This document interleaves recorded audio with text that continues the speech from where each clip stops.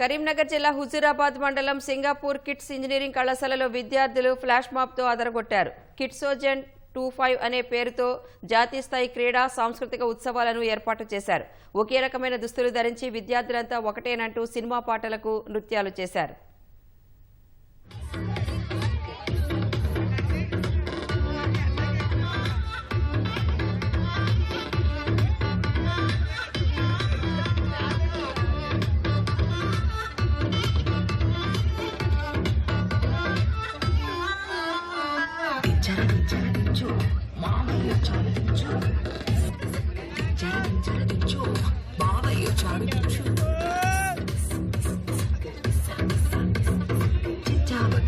Choose it good. My child, child, choose it good. Listen all the child, choose it.